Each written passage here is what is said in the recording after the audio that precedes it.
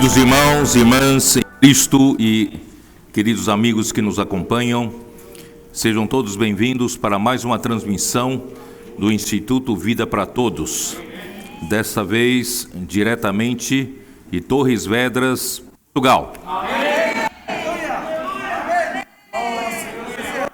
Estamos muito alegres por palavras reveladoras sobre o livro de Mateus. Fala a respeito do reino dos céus. E o reino dos céus é o domínio do céu aqui na terra, especialmente sobre a igreja. E nós já chegamos à mensagem número 31, que tem por título: O Rei é o Senhor do Sábado. E a leitura bíblica é Mateus capítulo 12, 32, ou seja, todo o capítulo 12. Mas eu não sei se vamos ter tempo de cobrir todo, de qualquer forma, eu preparei. Mas como tem tantas revelações, tanta luz, né, para aplicarmos, então vamos esperar pelo Espírito a condução da palavra, né? E nós sabemos que o livro de Mateus, que fala o Evangelho do Reino, de pregarmos o Evangelho do Reino, porque Deus, Ele precisa estabelecer o seu reino aqui na terra, que foi usurpado pela rebelião de Satanás. E Deus hoje, graças a Deus, tem a sua igreja como lugar onde ele pode aplicar a sua autoridade aqui na terra. Através da igreja, esse reino será retomado para Deus aqui na terra. E nós vimos desde o começo do livro de Mateus, e vimos que Deus soberanamente chamou um coletor de impostos, né, um cobrador de impostos, um publicano. E o publicano naquele tempo era considerado como na categoria dos pecadores. E Mateus estava na coletoria e Jesus passou por lá e disse-lhe: segue-me.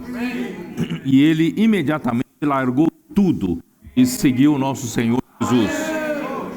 Graças a Deus por causa desse fato, queridos irmãos, nós temos a revelação do livro de Mateus.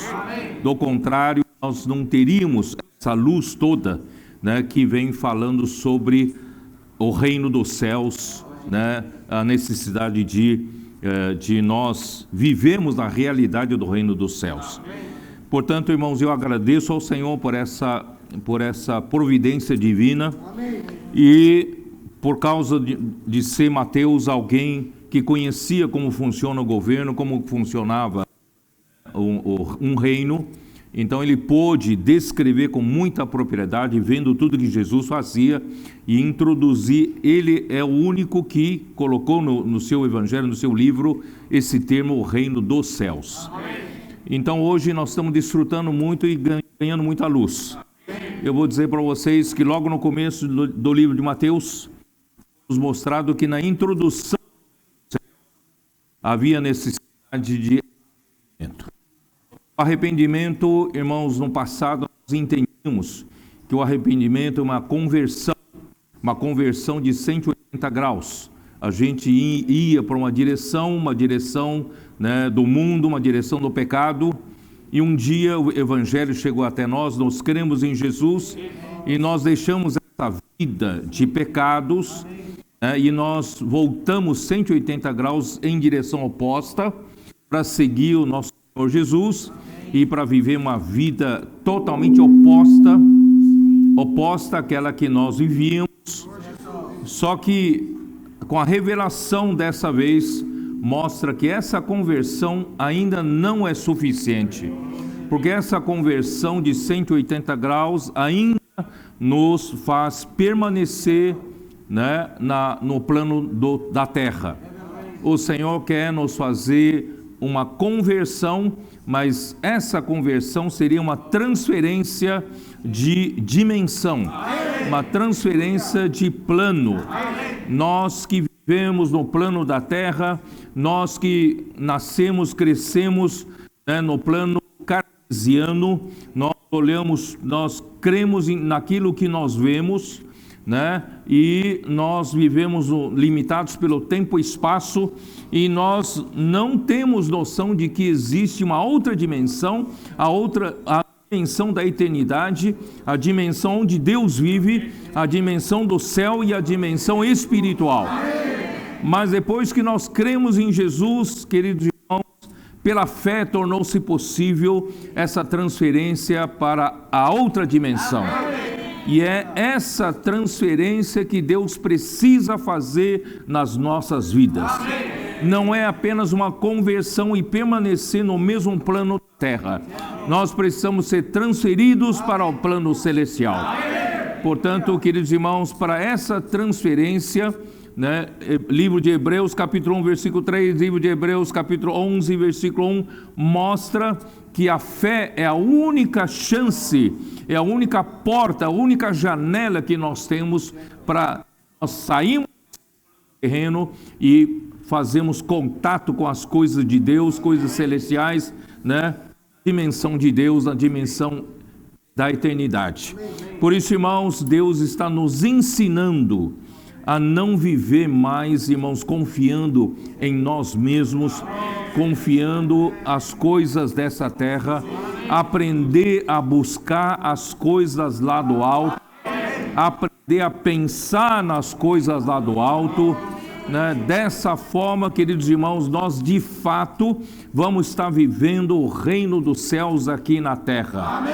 Os nossos corpos ainda permanecem nessa terra, mas o nosso ser não é mais desta terra, e nós somos comandados pelo céu. Assim deveria ser a igreja. Por isso, irmãos, essa realidade do reino dos céus está principalmente na igreja em Filadélfia. Deus, então, no final dos tempos, Ele nos chama, né, como a igreja em Filadélfia, Ele nos chama como pequenino rebanho. Não somos muitos, somos poucos, mas agradou ao Pai nos dar o seu reino. Amém. E qual é a maneira de Deus usar um pequenino rebanho para poder influenciar toda a terra, todo o mundo? É com a atuação dos 7 Espíritos. Amém. Portanto, irmãos, nós chegamos na era do Apocalipse, nós chegamos à era dos 7 Espíritos, não é pelo nosso poder, mas é pelo poder do Espírito. E graças a Deus as coisas estão, né, através da comportagem dinâmica, através do Avança Jovem, através da rede das conectadas, através da rede de cuidados, através, irmãos, dos instrumentos que o Senhor deu para a igreja, seja a central de acolhimento, a rede de cuidado das igrejas. Também as igrejas, os irmãos estão aprendendo a sair nas ruas, pregando o evangelho, orando com as pessoas.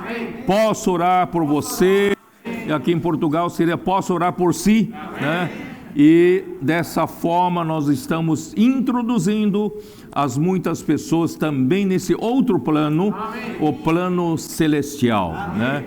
Então é isso que Deus quer de nós, embora sejamos poucos, mas Ele quer usar a igreja para influenciar o mundo. E eu creio que a hora da Europa chegou. Não é?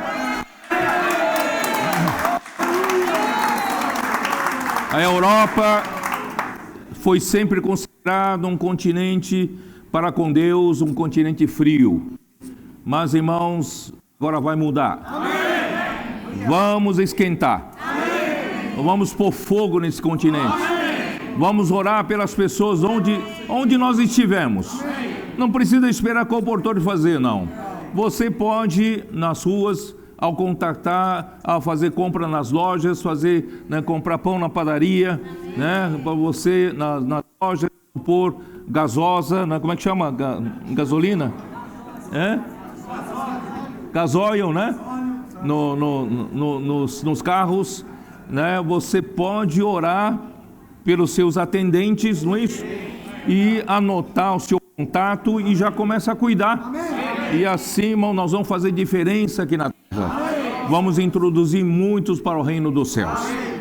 Muito bem, então, como se entra na realidade do reino dos céus, está nas 9 bem-aventuranças do capítulo 5 de Mateus. E o capítulo 5 de Mateus, a primeira bem-aventurança é a principal. Bem-aventurados os humildes de espírito, porque deles é o reino dos céus. E nós temos uma versão melhor, né, King James atualizado, que fala assim: bem-aventurados os pobres em espírito, porque deles é o reino dos céus. E isso vem a confirmar, por exemplo, em Isaías 57, é isso, né? 57, onde está o nosso Senhor? Nosso Deus está em outra dimensão. Né? Eu esqueci de trazer meu King James atualizado aqui do celular. 57, versículo 15, que diz o quê?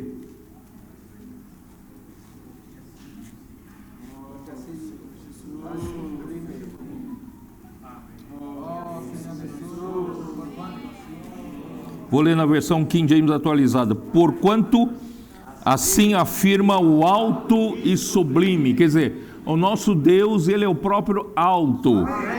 Ele é o sublime. Aquele que vive para sempre. Ele vive na eternidade.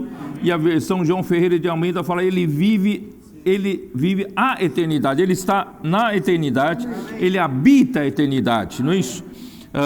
Que mais? E cujo nome é Santíssimo. Habito no lugar mais majestoso, né, e santo do universo. Contudo, estou presente. De um lado, nosso Deus está lá na outra dimensão. Ele está na dimensão da eternidade. Não está na dimensão do tempo e espaço, nesse mundo cartesiano. Ele está na outra dimensão, mas ao mesmo tempo Ele está também aqui conosco. Mas com quem? Com o contrito e humilde de espírito. Irmão, só quem está com um espírito contrito e humilde tem a presença de Deus.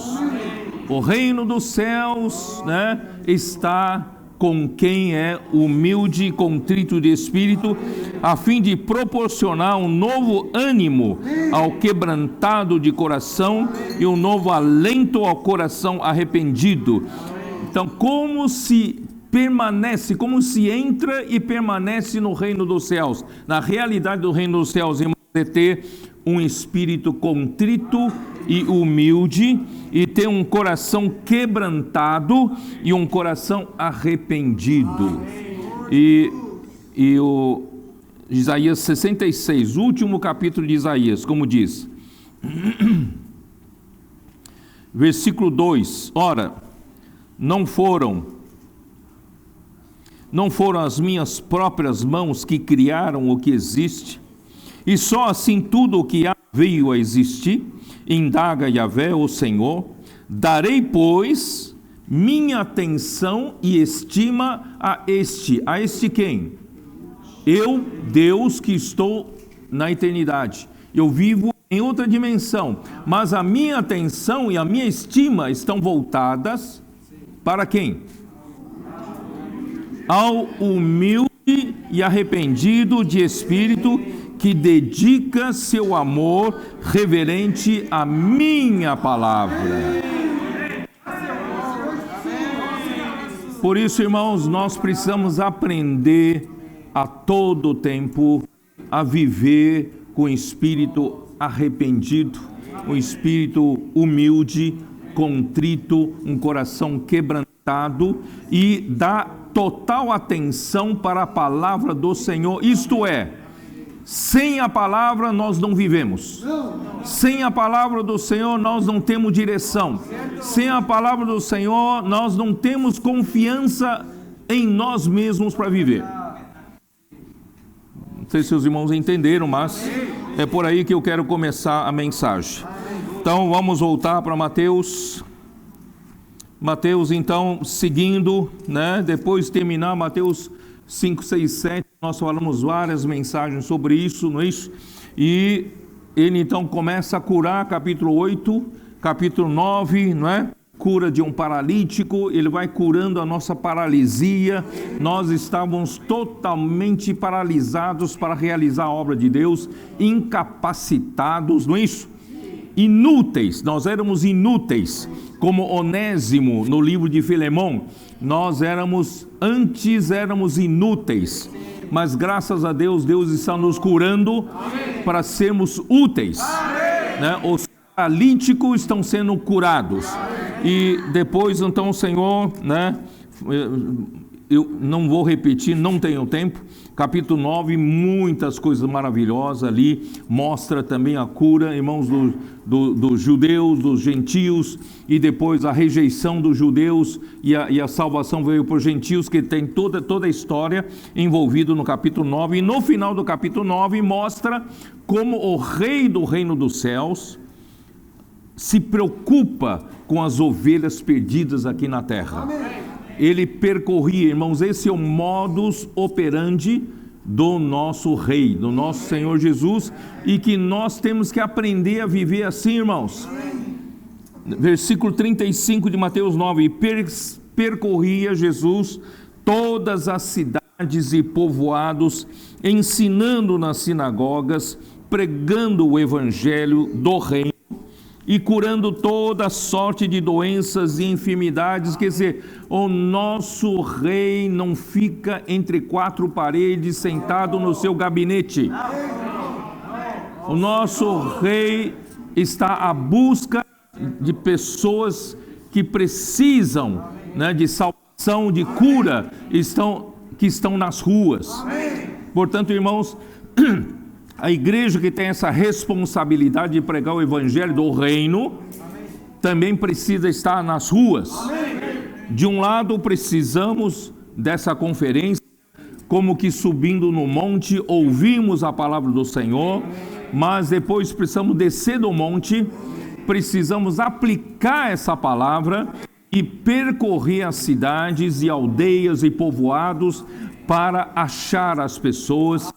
E as pessoas, versículo 36, vendo as multidões, compadeceu-se delas. Precisamos ter essa mesma compaixão pelas pessoas. Não é porque você está vivendo a vida maravilhosa da igreja, é que você não tenha, né, essa compaixão. Precisa ter essa compaixão pelas pessoas, porque estavam aflitas e exaustas como ovelhas que não têm pastor.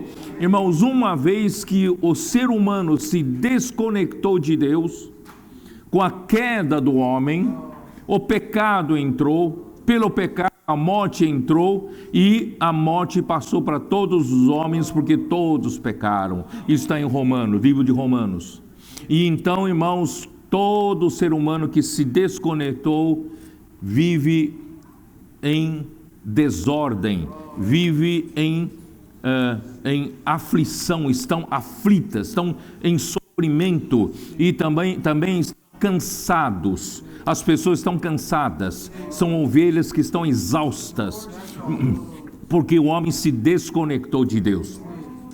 Então a nossa responsabilidade como igreja é reconectar as pessoas com Deus através do evangelho. Através de uma pequena oração você pode converter os corações para Deus. Portanto, irmãos, vamos sair às ruas, pregar evangelho, orar com as pessoas.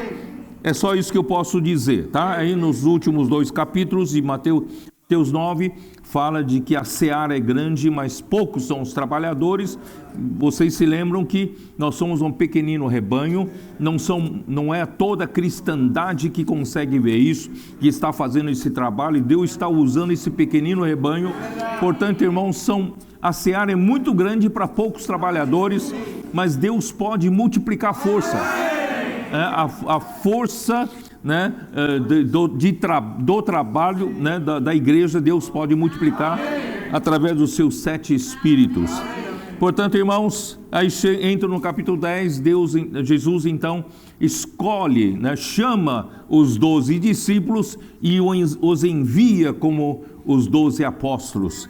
Então, dá instruções, não é isso? E já vai prevenindo-os contra as dificuldades que virão, tal, mas eles não precisam ter medo, porque quem envia é quem cuida deles.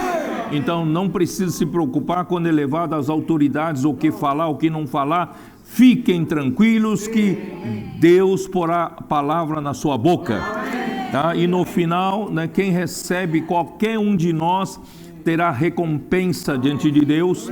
Quem der um copo de água fria para um desses pequeninos terá recompensa, certamente terá seu galardão. Portanto, irmãos, nós somos muito queridos de Deus se nós fizermos esse trabalho para Deus.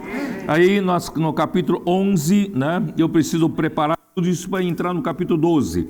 Tá? Capítulo 11, Jesus então acaba de dar instruções para os 12 e os envia para a rua, e ele mesmo não entrou entre quatro paredes para descansar. Ele mesmo saiu para pregar. Capítulo 11, versículo 1. Aí então entra uma história que eu preciso falar, ainda que já dei essa palavra na última mensagem, para poder entrar no capítulo 12, para vocês entenderem a questão do sábado. Aí entra a questão de João Batista. Aqui no capítulo 11, versículo 2, quando João Batista ouviu no cárcere falar das obras de Cristo, mandou por seus discípulos perguntar-lhe: és tu aquele que estava para vir, ou havemos de esperar outro? Irmãos, é de assustar, né, que João faça essa pergunta. Então eu preciso, ainda que rapidamente, preciso traçar mostrar esse plano de fundo para vocês entenderem o que precisa ser extraído daqui para frente, tá?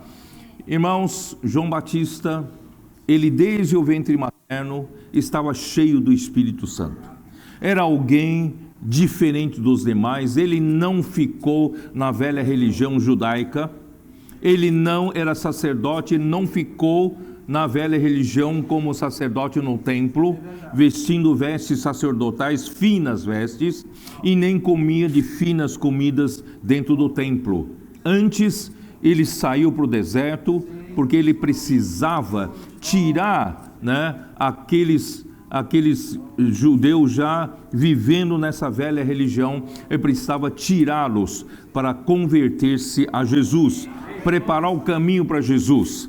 Então ele saiu para o deserto, ele era a voz que clamava no deserto, e ele não se vestia de vestes finas, ele se vestia de pelos de camelo, um aspecto rude, quem sabe até mal cheiroso, né? E o que ele comia, não de finos manjares, ele comia de gafanhotos e mel silvestre. Então, assim era João Batista, e o Espírito era com ele. Ele não precisava fazer força, não é isso? O próprio Espírito trabalhava, e multidões recorriam a ele e eram batizados por ele. Ele até dizia para os fariseus: raça de víboras, quem vos induziu a fugir da ira vindoura? Ele tinha autoridade, não é isso? E as pessoas vinham a ele, por quê? Porque o Espírito estava com ele. Aí quando ele viu Jesus, ele falou: este é quem disse para vocês que viria depois de mim. Eu vos batizo com água, mas ele vos batizará com Espírito Santo e com fogo. Não sou digno nem de desatar-lhe as correias das sandálias. Não é? Ele virá e com a sua pá ele vai recolher o trigo no celeiro, né? Ele vai queimar a palha no fogo.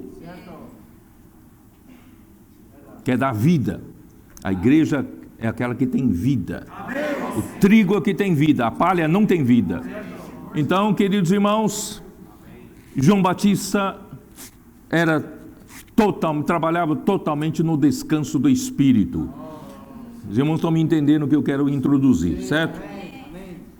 Mas, quando ele batizou Jesus, ele foi testemunha ocular de que o Espírito desceu como pomba sobre Jesus ao sair das águas, e uma voz que dizia lá do céu: este é meu filho amado, em quem me comprazo, não é? E no dia seguinte, ele diz: eis o Cordeiro de Deus, e 2 dos seus discípulos seguiram a Jesus. Mas ele não seguiu. Ele deveria ter seguido. Por quê? Porque a sua tarefa acabou. Ele é o precursor. Ele introduziu a Jesus, batizou a Jesus, inaugurou Jesus para começar o ministério de Jesus. Então o seu ministério terminou. E ele não terminou com o seu ministério, irmãos. E a partir de então, ele formou uma religião dele. Irmãos, entenderam? Quando ele foi usado por Deus, ele saiu do ambiente da velha religião judaica.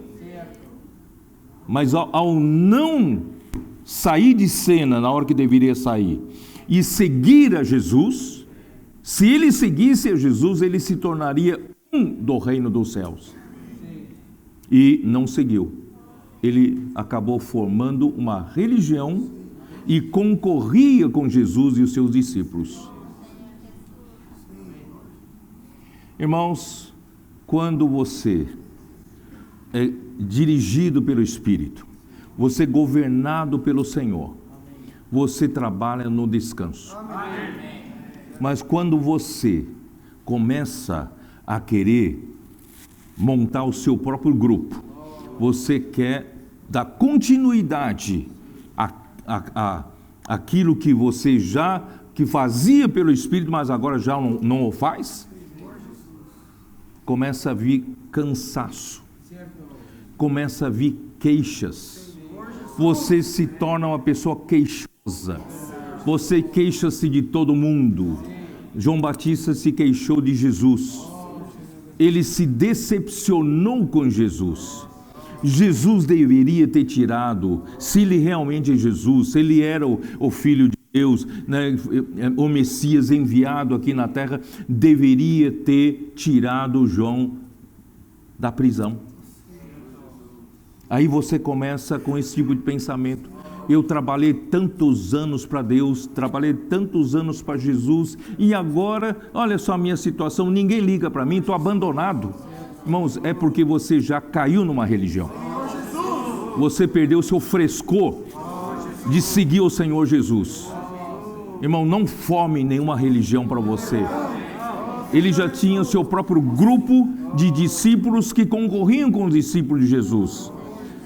Os nossos discípulos, nós jejuamos, discípulos de João dizia, nós jejuamos, e os fariseus também, e os seus discípulos não jejuam, indagando a Jesus. Irmão, começa a ter queixa de tudo quanto é lado.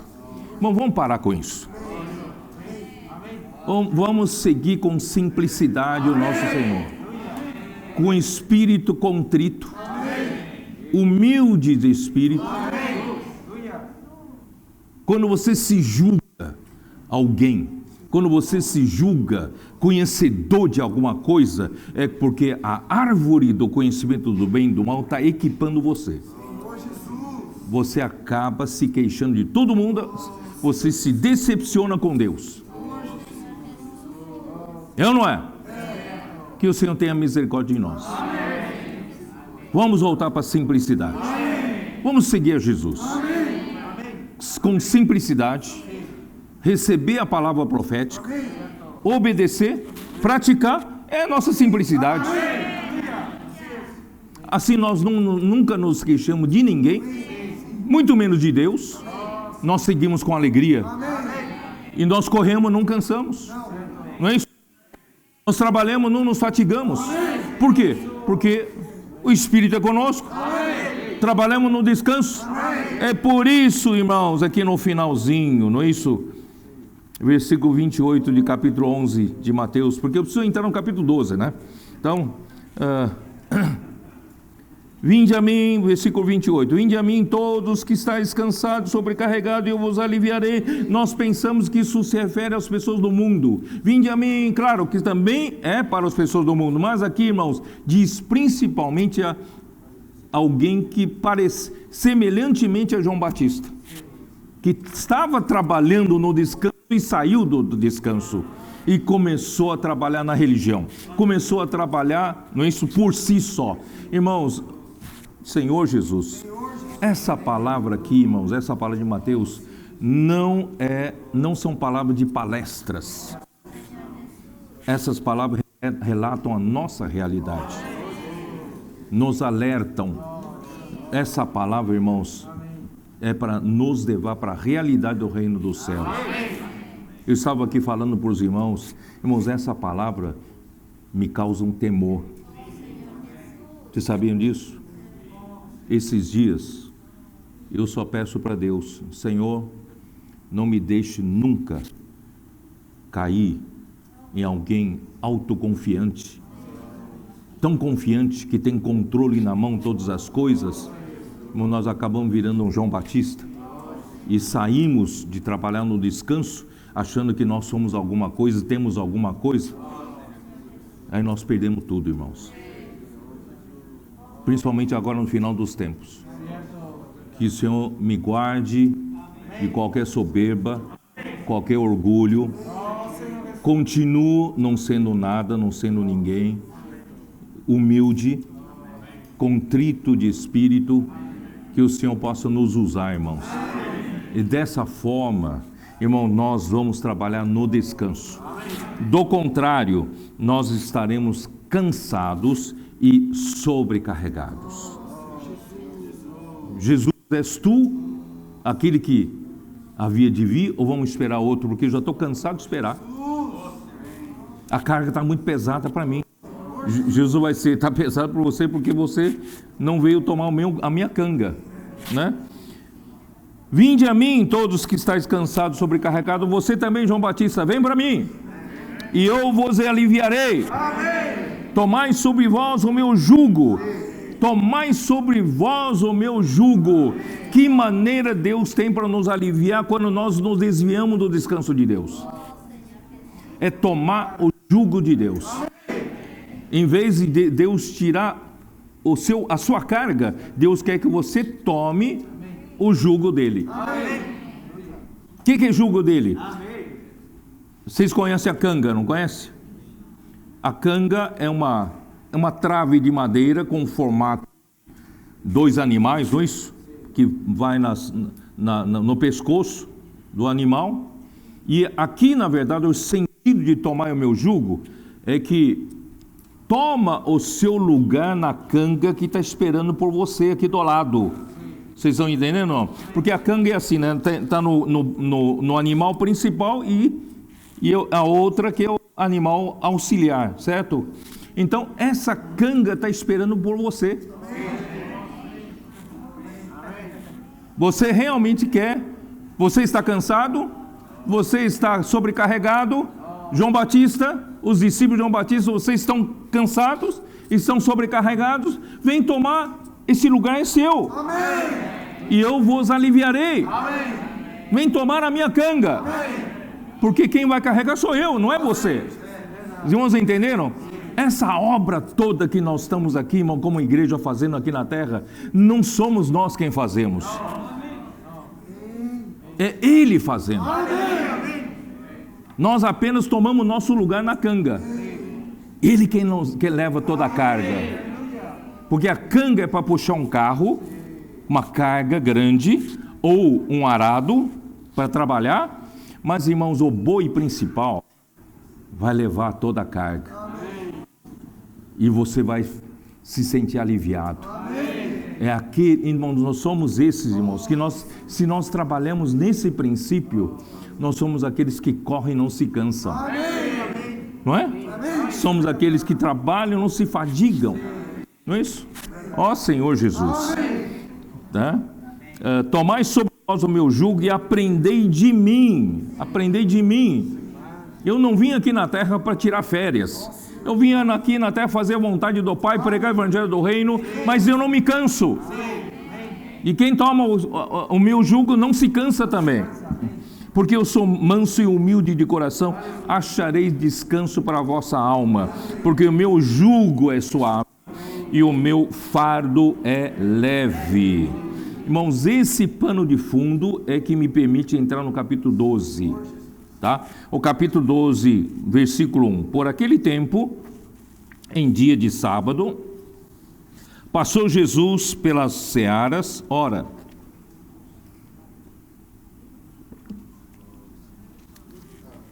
estando seus discípulos com fome, entraram a colher espigas e a comer. Os fariseus, porém, vendo isto, disseram-lhe: eis que os teus discípulos fazem o que não é lícito fazer em dia de sábado. Os fariseus são essa patrulha religiosa, não é isso? Eles não têm descanso, não têm descanso. Mas Jesus lhe disse: não lestes o que fez Davi quando ele e seus companheiros tiveram fome? Como entrou na casa de Deus e comeram os pães da proposição, os quais não lhes era lícito comer, nem a ele, nem aos que com ele estavam, mas exclusivamente aos sacerdotes? E não lestes na lei que aos sábados os sacerdotes no templo violam o sábado e ficam sem culpa? Pois eu vos digo, aqui está quem é maior do que o templo. Mas se vós soubesseis o que significa misericórdia quero e não holocausto, não tereis condenado inocentes, porque o Filho do Homem é Senhor do sábado.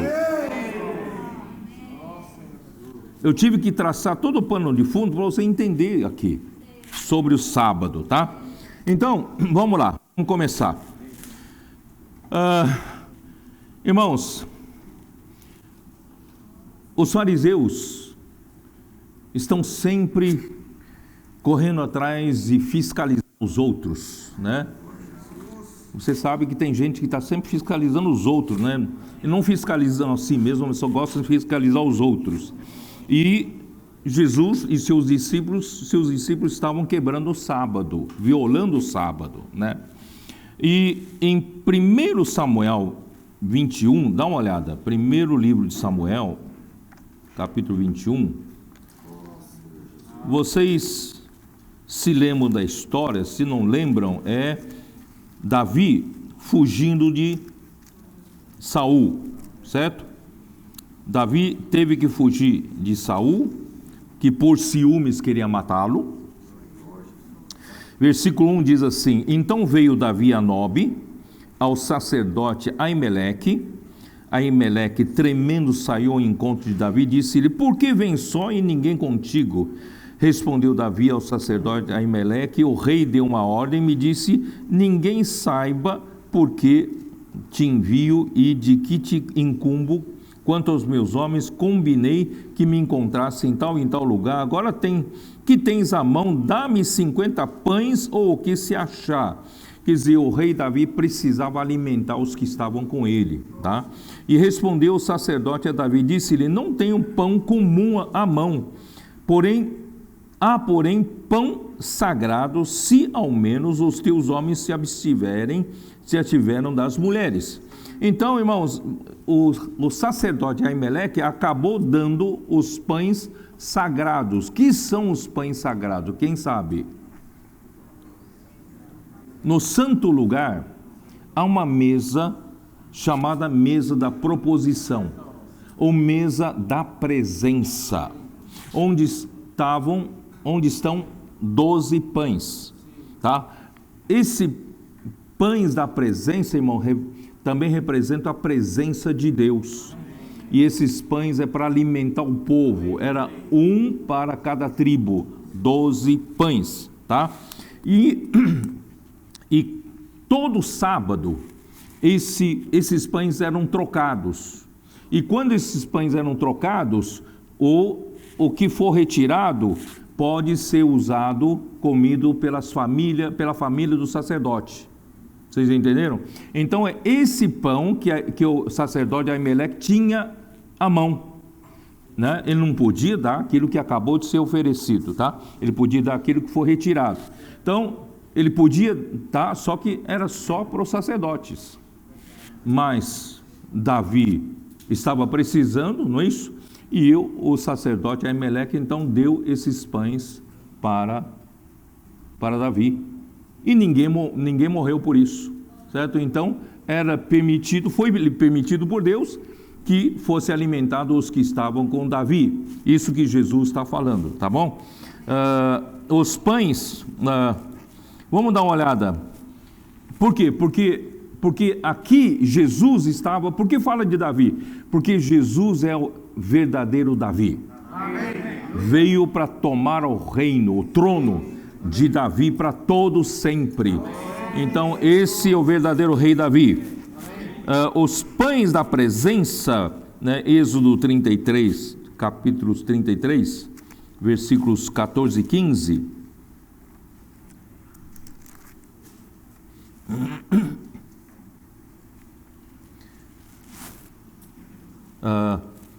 Aqui, né, é um versículo muito conhecido. Respondeu-lhe: a minha presença será contigo, eu te darei descanso. Então lhe disse Moisés: se a tua presença vai comigo, não nos faça subir desse lugar. Irmãos, quando fala do pão da presença, refere-se, irmãos, ao descanso. Porque a presença de Deus nos dá descanso. Quando você sai às ruas, pregar o evangelho, orar pelas pessoas, se você vai sozinho, você se cansa. Mas se você sai na presença de Deus, a presença de Deus sai com você, irmão, você não tem cansaço, tá? E Isaías 63, 9. Senhor Jesus.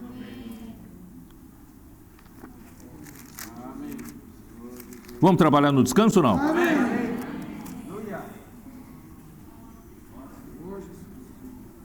Em toda a angústia deles foi ele angustiado, e o anjo da sua presença o salvou. Pelo seu amor e pela sua compaixão ele os remiu, os tomou e os conduziu todos os dias da antiguidade. Irmãos, como nós precisamos da presença de Deus na nossa vida. Esses pães indicam a presença de Deus que nos faz descansar. A presença de Deus nos dá descanso. A hora que João Batista saiu da presença de Jesus, que deveria se aderir a Jesus, né, perdeu o descanso, tá? Então era isso que eu precisava mostrar para vocês. E os 12 pães, cada um simbolizando uma tribo.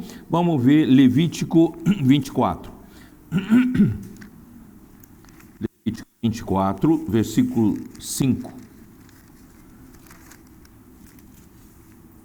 Também tomarás da flor de farinha, e dela cozerá 12 pães, cada um dos quais será de 2 dízimas de um efa, e os porás em 2 fileiras, 6 em cada fileira, e sobre a mesa de ouro puro perante o Senhor. Esse é o pão da presença. Versículo 9: e serão de Arão e de seus filhos, os quais os comerão no lugar santo, porque são coisa santíssima para eles, das ofertas queimadas ao Senhor, como estatuto perpétuo. Esses eram os pães da presença que estavam no tabernáculo, tá? Então esses pães eram colocados na mesa no lugar santo do tabernáculo, e todos os sábados, depois da cerimônia, então eram trocados e podiam ser comidos, né, pelo sacerdote e sua família. E os sacerdotes que preparavam os pães e sacrifícios no sábado, porque no sábado não se podia trabalhar, mas o sacerdote tinha que preparar os pães. Eles não violavam o sábado. Eles violavam o sábado e não tinham problema. Vocês entenderam? É isso que Jesus estava falando. Então aqui, ó, Mesmo sob proibição geral do trabalho nesse dia, os sacerdotes que preparavam os pães e sacrifício no sábado, né, não tinham problemas, tá bom? O significado do sábado, Deus, isso eu quero mostrar para você. Que significa o sábado? É que virou-se um mero preceito religioso.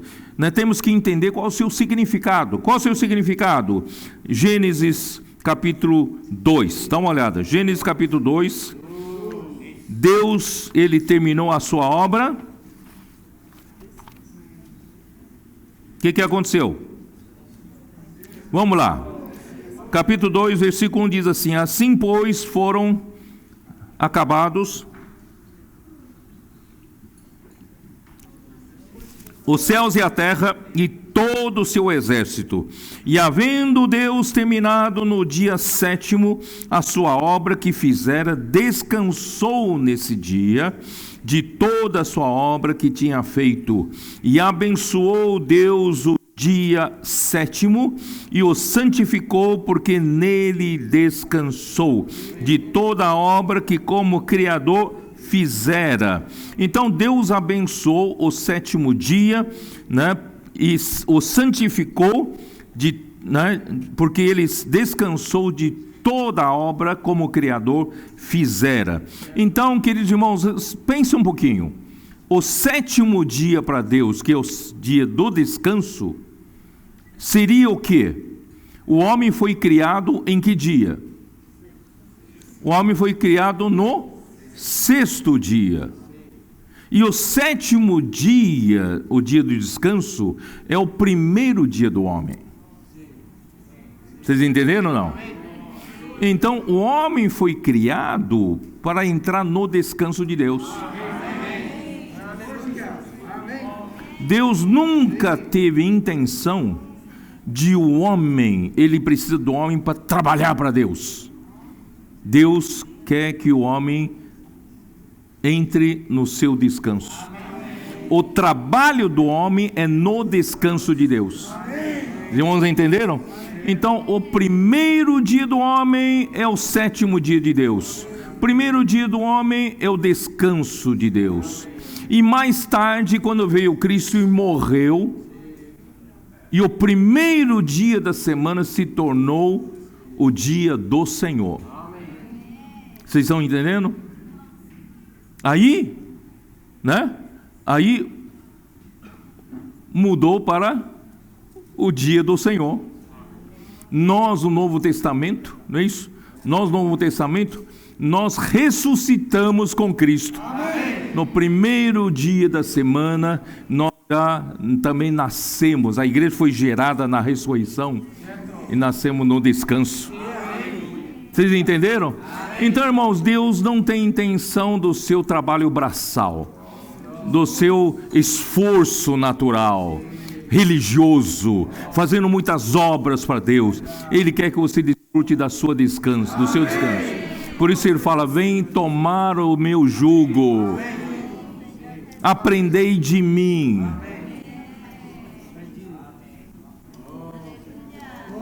Vocês estão me entendendo ou não estão entendendo?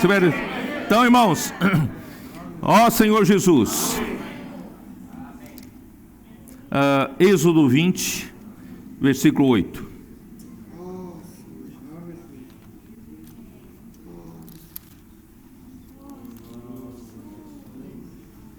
Lembra-te do dia de sábado para o santificar, né? 6 dias trabalharás e farás toda a sua obra, mas o 7º dia é o sábado do Senhor teu Deus. Não farás nenhum trabalho, nem tu, nem o teu filho, nem a tua filha, nem o teu servo, nem a tua serva, nem o teu animal, nem o forasteiro das tuas portas para dentro, porque em 6 dias fez o Senhor os céus e a terra, o mar e tudo o que neles há, e ao 7º dia descansou. Por isso o Senhor abençoou o dia de sábado e o santificou. Por isso, irmãos, o sábado não é para regular o homem como preceito religioso. Dá uma olhada em Marcos capítulo 2, versículo 27. Marcos.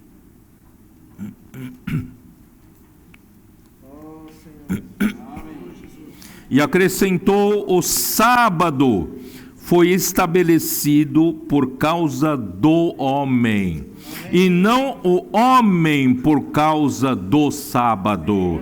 De sorte que o Filho do Homem é Senhor também do sábado. Quer dizer, o sábado não foi estabelecido para regular o homem, mas foi estabelecido por causa do homem, para que o homem entrasse no descanso de Deus.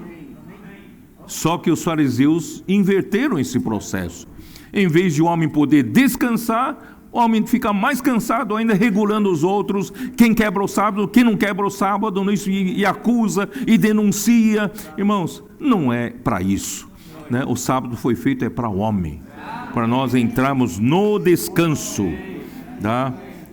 E a boa terra, Deuteronômio 12, a boa terra representa o descanso. Deuteronômio 12. Irmãos, eu não tenho pressa mais para terminar, eu não vou conseguir terminar esse capítulo, mas vamos devagar, vamos com, né?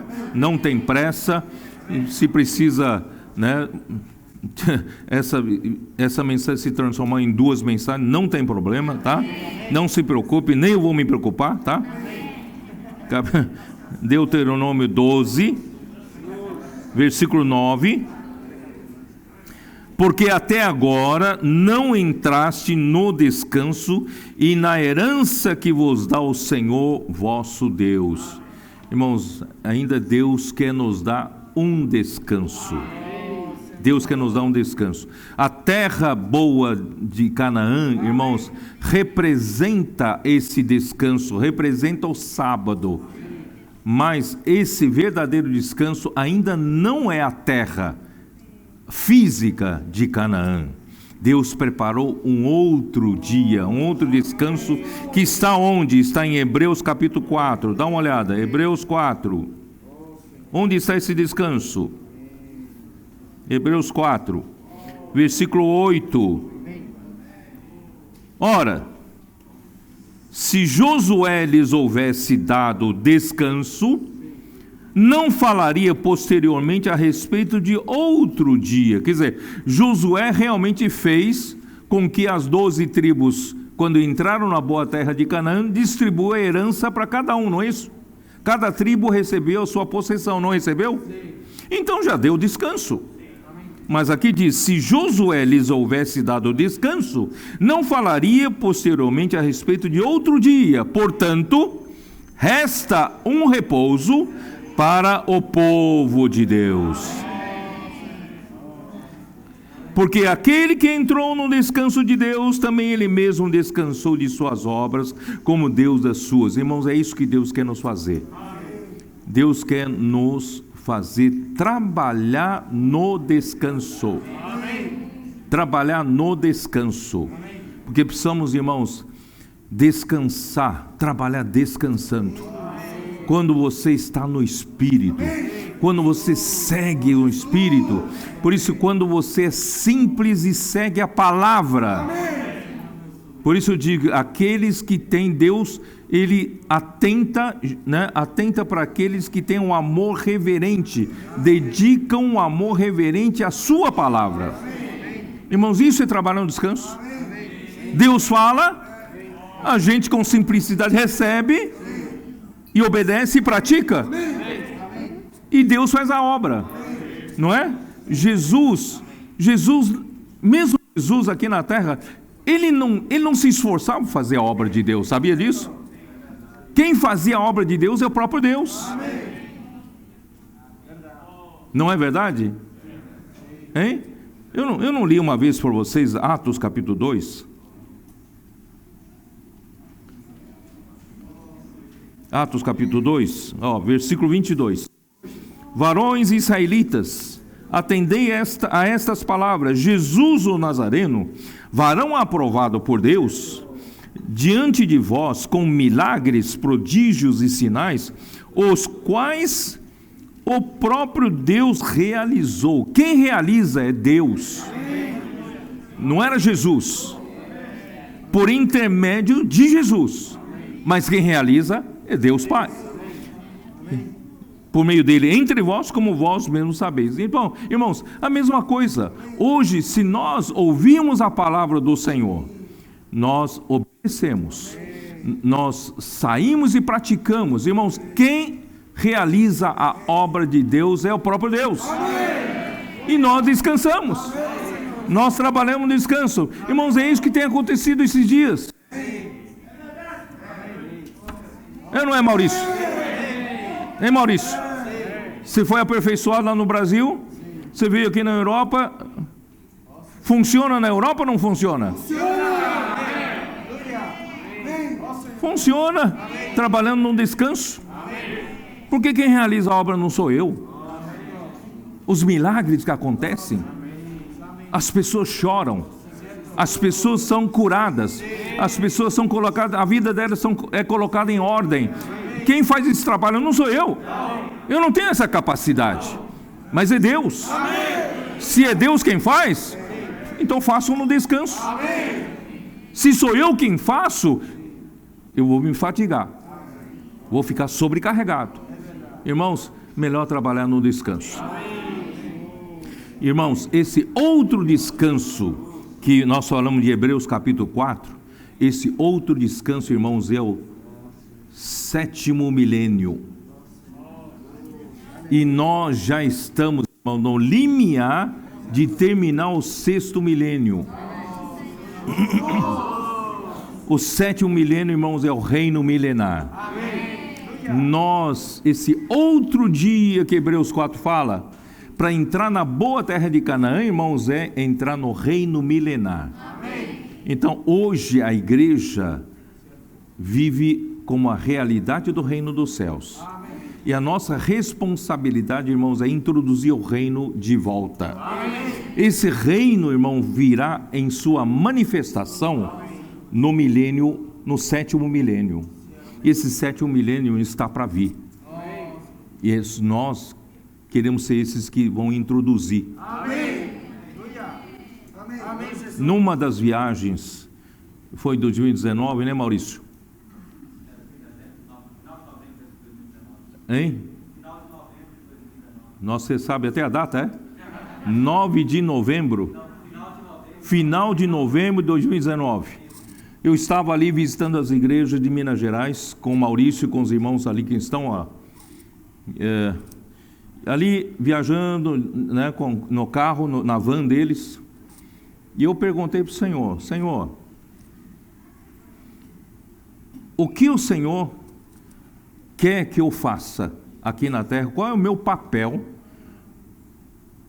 Me diga concretamente o que tenho que fazer aqui na terra. Qual a minha responsabilidade? Qual é o meu papel? O Senhor disse claramente para mim: eu quero que você introduza o meu povo na terra boa de Canaã. Amém.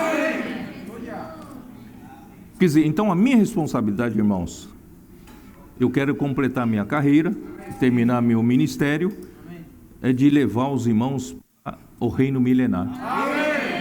Reino milenar, irmãos, é a manifestação do reino dos céus. Só vai para lá quem hoje vive a realidade do reino dos céus. Quem hoje vive a vida de um vencedor. Irmãos, é para isso que nós lutamos. Se é para viver uma vida cristã qualquer, nós precisamos estar aqui, né, Grimaldi? Precisamos estar aqui. Mas se nós queremos ser vencedores, queremos lutar pelo reino, estamos dispostos, irmãos, a negar a si mesmo, tomar a cruz e seguir o Senhor e trabalhar no descanso, porque o 7º milênio está nos esperando. Quando nós introduzimos o reino de Deus aqui na terra, irmãos, a terra vai descansar, porque introduziremos o descanso, o repouso, né, que está preparado para nós. Então vamos lá ainda voltar para Mateus, né? Ó Senhor Jesus, onde eu estou, hein? Estou até perdido aqui, né? Senhor Jesus.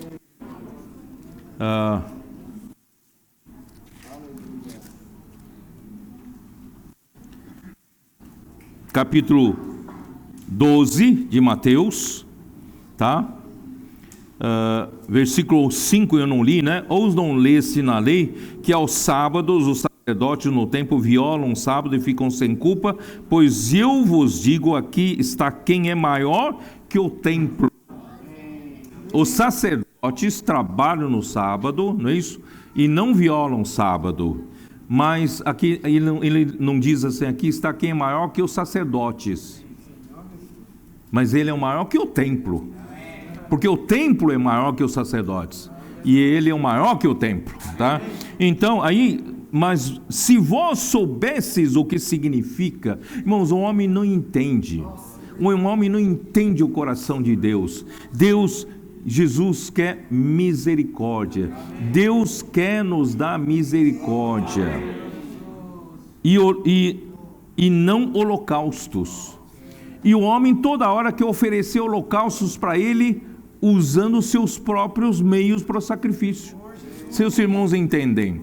É que nem um Caim, né? Que nem um Caim. Em lugar de ser como Abel, né? Oferecer para Deus, não é, o melhor da gordura das ovelhas, dos animais, né? E não o melhor da sua própria força. Irmão, Deus não quer fruto das nossas próprias forças. Deus quer nos dar misericórdia, porque Deus sabe a nossa condição, irmãos. Deus conhece a nossa condição. Nós mesmos, irmão, não temos nada para dar para Deus, senão aquela sarça que Moisés viu. Nós somos o quê? Aquela sarça que é o suporte para Deus poder trabalhar. Aquele fogo não usava sarça como combustível, mas usava sarça como suporte. Hoje é a mesma coisa, irmãos. Deus quer usar o meu corpo, o meu ser como suporte. Se eu não for para a rua, Deus não consegue ir para a rua. Então Deus me usa como suporte. Mas a força não é minha. Quem faz a obra não sou eu. Eu sou o suporte. Quem faz a obra é o fogo. Irmãos, entenderam?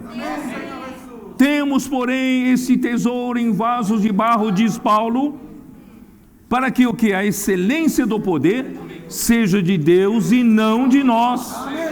Somos um vaso de barro, vamos levar o tesouro na rua. Porque se eu não for, esse tesouro não vai. Deus precisa de mim, é para isso. Mas não que eu confie em mim mesmo, na minha força, na minha capacidade, né, no meu poder para realizar a obra de Deus. Não. Eu quero te dar misericórdia. Eu não quero os seus muitos sacrifícios. Eu não quero os seus muitos holocaustos. Eu quero, na verdade, te dar graça, te dar misericórdia, que você possa servir como esse suporte, como esse vaso de barro. Está ficando mais claro para vocês ou não? Esse capítulo? Espero que fique mais claro para vocês essa questão do sábado, né? Ó Senhor Jesus, sabe por quê? O homem é muito tolo. No dia em que a Eva foi enganada pela serpente, a serpente disse para ela: olha, Deus mentiu para vocês. No dia que vocês comerem da árvore do conhecimento do bem e do mal, Deus disse que morreria. Vocês não vão morrer, não. Porque Deus tem medo que o dia que você comer, você vai ganhar uma capacidade de discernir o bem e o mal como Deus. Isto é, você não precisa mais de Deus. Você terá o quê? Uma pseudo capacidade de julgar as coisas e fazer as coisas. Irmãos, isso engana o homem até hoje. E engana muitos cristãos, até entre nós. Então o Senhor tenha misericórdia de nós. Não deixe que essa capacidade falsa que a árvore do conhecimento dá para o homem, o conhecimento dá para o homem, é uma capacidade falsa. Você pensa que sabe. Você pensa que tem habilidade. Quando você, no começo, na vida da igreja, você é humilde, você aprendia com todo mundo, não é isso? A hora que você formou um discipulado como João Batista, não é isso? Aí você já é autoconfiante. Por isso, irmãos, esses dias, está falando para Salomão, esses dias eu tenho orado ao Senhor, Senhor, me mantém sempre humilde. Não me deixe me orgulhar. Eu quero trabalhar no teu descanso. Eu sou apenas um vaso. Mantém o meu espírito humilde, contrito e arrependido. Todo o tempo, a todo tempo. Aí, irmão, eu vou trabalhar no descanso. E Deus consegue fazer a sua obra. Do contrário, irmãos, a obra de Deus para em nós. Não consegue fazer. Ó Senhor Jesus. Continuando, versículo 9. Tendo Jesus partido dali. Que horas são, hein? Quanto tempo ainda tem? 7h30? Tendo Jesus partido dali, entrou na sinagoga deles, achava-se ali um homem que tinha uma das mãos ressequidas. E eles então, com o intuito de acusá-lo, perguntaram a Jesus, é lícito curar no sábado? De novo esse problema, esse tema, não é isso? E ao que lhes respondeu, qual dentre vós será o homem que tendo uma ovelha e num sábado, esta cair numa cova e não fará todo esforço tirando-a dali? Ora, quanto mais vale um homem que uma ovelha? Logo, é lícito nos sábados fazer o bem. Então disse o homem, estende a mão, estendeu-a e ela ficou sã como a outra. Retirando-se, porém, os fariseus conspiravam contra ele sobre como lhe tirariam a vida. Irmãos, bom, primeiro, a cura do homem da mão ressequida também está registrada em Lucas capítulo 6. Dá uma olhada, Lucas capítulo 6. Aqui, porque eu faço questão de ler aqui, né, para vocês, é que esse sábado é o sábado seguinte da outra semana, depois que os discípulos passaram pela seara e comeram da espiga, tá? Então, só para vocês saberem, no tempo, que é no sábado seguinte. Capítulo 6, versículo 1. Aconteceu que, num sábado, passando Jesus pelas searas, seus discípulos colhiam e comiam espigas e debulhando-as com as mãos. Versículo 6, vocês mostram para nós que no outro sábado, tá bom? Sucedeu que em outro sábado, entrou ele na sinagoga e ensinava. Ora, achava-se ali um homem cuja mão direita estava ressequida. Tá? Então li Lucas para vocês entenderem que é no outro sábado. Então, irmãos, no primeiro sábado, o rei revelou que ele é o Senhor do sábado. Nós já lemos isso no versículo 8. E que ele era maior que o templo. E nós lemos isso no versículo 6.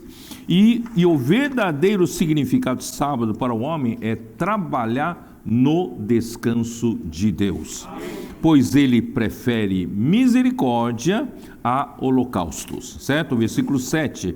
E no segundo sábado, o rei revela que se preocupa com o homem e o compara a ovelhas, tá? Versículo 11. Irmãos, Jesus realmente, ele ama o homem. E se preocupa com o homem, né? Os homens, as multidões estavam como ovelhas sem pastor, né? Aflitas e exaustas. Então, irmãos, nosso Deus tem esse desespero pelos homens. E nós não podemos ficar frios quanto a isso, com o coração endurecido.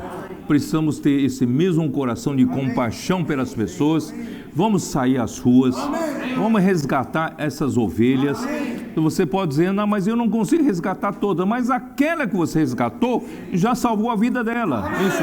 Então vale a pena, irmãos, né? No Brasil nós temos milhares, irmãos, de testemunhos de como as pessoas, não poucas, irmão, não poucas, estavam já querendo tirar a vida, não sabe, não tem sentido, não vem mais sentido na vida dessas pessoas. Aquelas que talvez não estavam pensando em tirar a vida, mas vejam a vida totalmente sem graça, sem sentido, certo? Irmãos, nós vimos muitas situações acontecendo e as pessoas sendo resgatadas. Então isso é que Deus quer nos usar. Somos poucas pessoas, mas essas poucas pessoas, o Espírito pode nos usar e fazer grandes coisas. Portanto, irmãos, não se sintam tão limitados aqui na Europa. Vocês aparentemente são poucos, mas, irmãos, o Espírito pode usar vocês. Se cada um de nós, irmãos, no dia a dia, contatarmos as pessoas, orarmos com as pessoas, levando livros, não é isso? Que possa as pessoas verem, conhecer o Evangelho do Reino, né? Ou pelo menos um jornal, certo? Então, irmão, deixe alguma coisa na mão das pessoas, irmão, e pega os contatos para cuidar. Pega um contato. Você quer que eu continue orando por você? Você continua, né? Eu continuo cuidando de você? Ou nós temos uma rede de cuidado que pode continuar cuidando de você? Irmão, vamos fazer isso na Europa. É uma coisa simples, mas, irmãos, que nós vamos resgatando as pessoas e colocando na igreja. Porque a igreja em Filadélfia, irmão, tem essa responsabilidade de levar as pessoas para o descanso. Trabalha no descanso e para levar ao descanso, que é o reino milenar. Essa é a nossa responsabilidade. Ó Senhor Jesus. Então, onde eu estou, hein? A mão, irmãos, a mão ressequida. A mão é um membro do corpo muito útil para trabalhar. Uma vez ressequida, perde a sua função. Irmãos, eu acho que eu sou uma das pessoas que tenho mais autoridade para falar da mão, né? A minha mão direita perdeu força na primeira semana de setembro de 2020. E eu estou pouco a pouco recuperando, mas não está recuperando ainda 100%, né? E ainda por causa do problema da coluna, do estrangulamento do canal medular, possivelmente tem que passar por uma cirurgia ainda em dezembro, se Deus quiser. Mas, irmãos, é impressionante como essa perda da força e consequente, como é que fala? A mão começa, né, os músculos começam a definhar, atrofiar, é todo o problema do sistema nervoso. E o sistema nervoso está ligado à autoridade da cabeça. O cérebro é que manda. Então, quando o cérebro interrompe a ordem do cérebro à mão, aí acontece isso, entendeu? Então, nosso problema como ser humano, irmãos, é desconectar da cabeça, desconectar de quem nos criou, tá? Então, a mão ressequida está ligada ao problema do sistema nervoso, do problema de receber o comando, não é isso? Do comando do cérebro. Portanto, irmãos, não adianta você fazer musculação, né? Então, se o sistema nervoso não for recuperado, não adianta nada, porque quem manda ainda é sistema nervoso, que é a autoridade. Portanto, irmãos, o homem precisa estar conectado à autoridade de Deus, né? Aí pede a função. Se você desconecta-se do cérebro, você perde a função, nós não conseguimos trabalhar para Deus e trabalhar no descanso, né? Então, graças a Deus, irmãos, Deus quer nos curar. Curar o homem de mão ressequida. E Deus curou no sábado, né? Parece provocação, né? Deus curou no sábado, tá? E por não reconhecer, né? Por não reconhecer que Jesus era o Cristo, o Senhor do sábado, os fariseus o acusaram de violar o sábado, versículo 10 e 14, nós acabamos de ler, não é isso?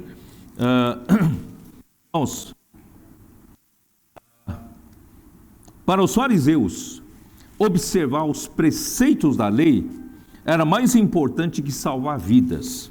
O sábado foi feito para o homem foi feito para observar o sábado. Eu li isso em Marcos capítulo 2, versículo 27. Então, a partir daí, irmãos, os fariseus passaram a conspirar para tirar a vida de Jesus. No versículo 14. Tamanho era o ódio deles contra quem viola os preceitos da lei aos olhos de Deus, né? Aos olhos deles, né? Mesmo que seja para salvar vidas. Era mais importante a observação da lei, dos preceitos da lei, do que salvar vidas. Tudo começa a se inverter, né? Então, graças ao Senhor, irmãos, nós hoje temos a compreensão correta sobre o sábado. O sábado foi feito para o homem. O homem, né, foi feito para entrar no descanso de Deus. Irmão, nós dependemos totalmente de Deus. Por isso eu comecei tudo, irmãos, com bem-aventurados os pobres em espírito, porque deles é o reino dos céus. Irmão, tudo parte desse princípio. Eu tenho que aprender, irmãos, ter um espírito contrito e humilde e arrependido. Espírito sempre arrependido, sempre humilde. Irmão, nunca eu me achar alguém, né? Eu sou sempre simplesmente um vaso criado para Deus, por Deus, para Deus poder me usar para levar a sua obra adiante e eu trabalhar, colocar o meu lugar na canga de Jesus, vou trabalhar no descanso, tá? Irmãos, esse é o significado, tá? E com a rejeição dos judeus, irmãos, o rei então se volta para os gentios. Vamos ver no versículo 15. Mas Jesus, sabendo disto, afastou-se dali, muitos o seguiram e a todos ele curou, advertindo-lhes, porém, que não o expusessem a publicidade, para cumprir o que foi dito por intermédio do profeta Isaías. Irmãos, Jesus não veio aqui na terra para ter fama, não veio aqui na terra para buscar a sua própria glória, e não veio aqui na terra, irmãos, para buscar publicidade, buscar holofote. Irmãos, o homem gosta disso. O homem gosta de holofote, o homem gosta de publicidade, o homem gosta de se tornar famoso. Irmãos, Deus nos livre disso, porque o nosso rei não veio para isso. Eis aqui o meu servo que escolhi, o meu amado em quem a minha alma se compraz. Farei repousar sobre ele o meu espírito e ele anunciará juízo aos gentios. Irmãos, é pelo Espírito de Deus que Jesus atuava. Hoje, da mesma forma, não é pela minha capacidade que eu atuo, mas é pelo Espírito de Deus, não é isso?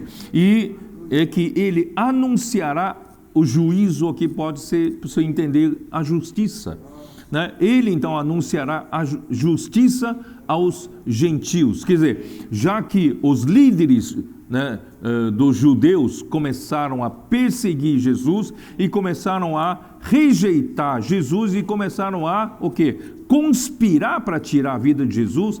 Então Jesus viu que não adiantava ficar ali. Então ele se voltou para os gentios. Quer dizer, pelo menos aqui foi um pré-anúncio, né, de que viria para gentio. Não contenderá, não gritará, nem alguém ouvirá na praça a sua voz. Vocês viram que com essa rejeição toda, com essa perseguição toda, conspiração para tirar-lhe vida, irmãos, ele não contendeu nenhuma vez. Ele não gritou nenhuma vez, ele não anunciou isso nas praças publicamente, né? Aqui, mas pelo contrário, aqui diz: não esmagará a cana quebrada, nem apagará a torcida que fumega, até que faça vencedor o juízo ou a justiça. Não sei se os irmãos entenderam aqui. Jesus, como Filho de Deus, Deus Todo-Poderoso, Deus Criador, um homem, quem é um homem para rejeitar Jesus? Quem é o homem para conspirar contra Jesus. Jesus poderia muito bem, não é isso? Mandar poderes do céu e esmagar o homem. Mas ele, nem uma cana quebrada, ele esmagará. Quem é essa cana quebrada? A cana, naquele tempo, era para fazer instrumento musical, uma flauta. E essa cana que dele se faz uma flauta, enquanto toca, né? Enquanto esteja sendo usada, essa flauta toca músicas bonitas, boas, funciona. Mas quando racha, já não serve mais como flauta. E nem assim Jesus esmaga. João Batista serviu enquanto serviu. E rachou. E ele não esmagou. Vocês entenderam? Os judeus foram úteis para Deus no Antigo Testamento. Foi um povo de Deus no Antigo Testamento e que nós devemos respeitar. Nunca devemos criticar, nós devemos respeitar. Irmãos, mas agora não serve mais. A cana está quebrada. Não se toca mais flauta, mas Jesus não esmagou. Vocês entenderam? O pavio, quando começa a soltar fumaça, é melhor apagar, não é isso? É que a gente usa a eletricidade, naquele tempo é tudo lamparina, certo? Então a lamparina, as donas de casa naquele tempo não entendiam da eletricidade, mas acendia, né? Vamos supor, lamparina de querosene. Quem aqui ainda foi do tempo de lamparina de querosene ali, ó? Tem alguém ali levantou a mão, né? Então quando começa a terminar o combustível, não é isso? Quando o homem se acha que não precisa mais de querosene para atuar, o próprio pavio pode, né, iluminar, aí começa a carbonizar, começa a soltar fumaça. E quando começa a soltar fumaça, o que a dona de casa tem que fazer? O que você tem que fazer? Apagar logo, não é isso? Não digo apagar, porque não tem mais combustível. Se você começar a queimar o pavio, não é isso? Não adianta nada, não vai soltar muita luz, não. Então você apaga para depois colocar mais combustível. Mas Jesus não apagou. Vocês estão entendendo? Mesmo no meio de tanta rejeição, no meio de tanta perseguição, no meio de tanta conspiração, irmão, Jesus não esmagou o homem. Ele ama o homem. Ele quer dar misericórdia ao homem. Ele quer dar sempre uma segunda chance para o homem. Mesmo com pessoas, né, pessoas tão vis. Ele quer o quê? Ele quer pregar justiça. E essa justiça vai triunfar. Essa justiça vai salvar os gentios. Não é isso que fala? Né? Não esmagará a cana quebrada, nem apagará a torcida que fumeca, até que faça vencedor o juízo ou a justiça, e no seu nome esperarão os gentios. Irmãos, nós tivemos essa grande sorte. Os judeus rejeitaram e essa sorte chegou até nós. E a nós foi anunciada a justiça. E pelo nome do Senhor Jesus, nós entramos no reino dos céus. A fé chegou até nós. Cristo chegou até nós. Não é isso? Irmãos, nós temos que louvar o Senhor. Eu acho que eu vou parar por aqui, né? Vou parar por aqui dá para parar. Irmãos, vamos aprender aqui na Europa a trabalhar no descanso. Vamos aprender o significado do sábado. Vamos aprender, irmãos, a trabalhar na canga do Senhor. O Senhor está nos convidando para tomar o nosso lugar na canga. Vamos tomar o nosso lugar, porque quem vai trabalhar é Ele.